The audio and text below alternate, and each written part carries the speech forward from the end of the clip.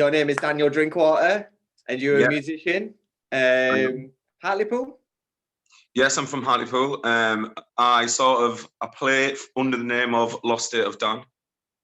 Yes. So to get started, how did you first get involved with being a musician? It started, I was 15, 16, and I worked at Iceland. And one of the lads there, he was the year above me. He played drums in a band called the Jacobs, and they wanted a piano player, basically, someone to play like an organ or whatever. And they asked me to do it, and I was like, okay. And I was pretty nervous about it, to be honest. But then it's brilliant. So yeah, that was it. That was my first trek into the music, the Northeast music scene. It's a weird first instrument. Normally you get put on bass, don't you? I know. Do you have any major influences or inspirations as a musician? Well, I started learning the piano when I think I was 10-year-old. And I used to go to a local youth club. It was run by a church. But like I'm not religious or anything like that, but we just used to go there to play football and stuff. But one of the lads who went there ran it. He's called Gav. He used to play the piano for everyone, and I was like, well, that's pretty cool.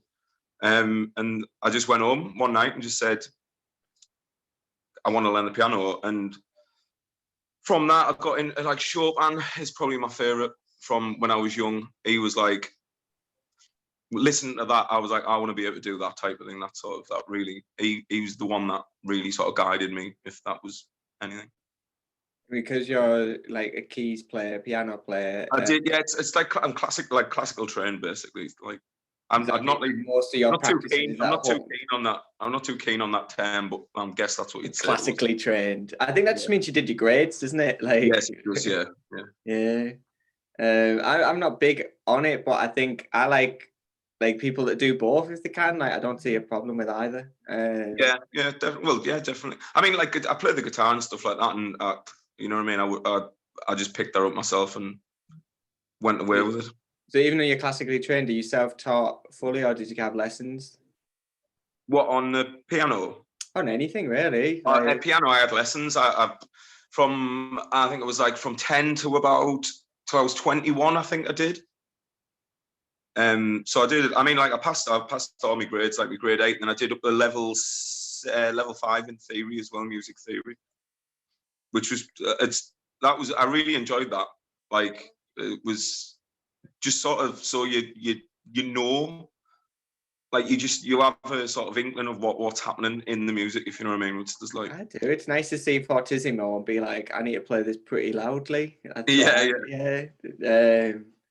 I read all my grades books, but I'm not classically trained. I've got all my theory books as well still from the grades, because I think those books are amazing. I think at uni we were forced to do it. Why do you think the creative arts are important? Now, you can talk about this like personally to you, or you can speak about it in more of a general sense. Well, can I touch on it a little bit of both? Yeah, why not? Yeah. The creative arts, to me, it's without it, it's like an outlet for me. It's like being able to just, like, my piano is sort of like my diary, if you know what I mean. Like, I write songs and things like that, which help me emotionally, and with me being able to go out and have a platform to play that on, for me, is really important. Like, it's all like, what's the word? It's like therapeutic almost, you know what I mean? Like, sort of being able to go out and do that and play that. And even like if one person comes back and they were like, well, I got what you're doing, I understand what that song's about, or what that sort of filled away. So yeah, without the creative, I wouldn't be able to do that. And for me, as a person who goes out to watch gigs and things like that, it's like I'm obsessed with music. Like, and for me, not being able to go to gigs at the moment and stuff like that, it's pretty hard. It's pretty hard to take. Like, it's, again, it is sort of like therapeutic in a way. Like just watching other musicians and things like that, and it helps. It helps big style. I like spoke to someone earlier in a similar guise to you, like gig wise and stuff. And there's like it's like almost like the social like aspect as well, meeting new Oh people. yeah. Well, right. Well, obviously you, right? Like all these Mm. people that I've met through gigs and things like that. Like I would never have ever have had the chance to meet half of them. Like now I can go to like a venue like the Hole in the Wall in Darlington, and I know like the bar staff, I know David who runs it and things like that. Like, and I even know people in the crowd. You know what I mean? It's like where if I didn't have that opportunity, I would never ever meet them people, never speak to them, never.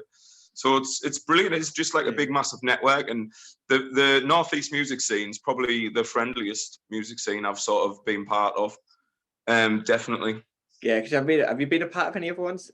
I don't really. I was going to say anyway. I don't really have time for that. But the big question? It's always the last one, but it's probably the most important one. How has lockdown affected your craft and your future plans? Massively. At the start of the year, I set myself a target of doing one gig every week, and I was doing it. I was on track, and then lockdown happened, and now I can't.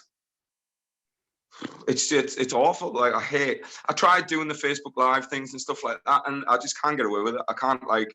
I need to have that sort of connection with an audience, if you know what I mean. Like even if there's just one person there, you know what I mean. Like it's just that connection with another human being. It's brilliant, and that has affected me not a lot. I thankfully when the Northeast Volume any volume bar opened, I was lucky enough to play one gig in there, and it was fantastic. It was like blowing the cobwebs off type of thing, because it's sort of part of my personality as well. You know what I mean? It's like it is part of me. So not being able to do it is it's awful. I don't like it at all. Yeah, you're stuck in that situation where like the new norm kind of stuff that everyone's been doing with the online stuff isn't your world at all. So it's like it doesn't fit. So I guess like there is like that like weird pocket of people where it's like almost like, oh, you don't fit into this mold. Yeah, that's it. That's it. Like I'm struck. I was thinking about doing one again the other day, and I was like, I sat and I was playing the piano and I was practicing, and I was like, I just don't enjoy it. Like I enjoy playing the piano for myself and singing to myself and stuff like that. But the fact that I have to put a camera down and like record it and that, it's just not for me. I just don't. I just really get your lighting and framing right. Yeah. It's a shame. Well, yeah. Thanks very much for your time, Dan. No problem at all. I hope it works out for you. So do I. I like, you know what I mean. I'm like, to be fair, if it wasn't for my piano and my guitar, and that, I'd probably would have lost the plot, because like I'm still on furlough. I've been on furlough since March, and it's like it's tough. It's tough to get your head around. Time. And there's no like clarity in the future, isn't it? It's what I've noticed. Yeah, it's the sooner we can all get back to gigging and stuff like that, and the better, basically, for everyone. Because like I missed it. I miss it a lot. Like I do. I really do. Same, man.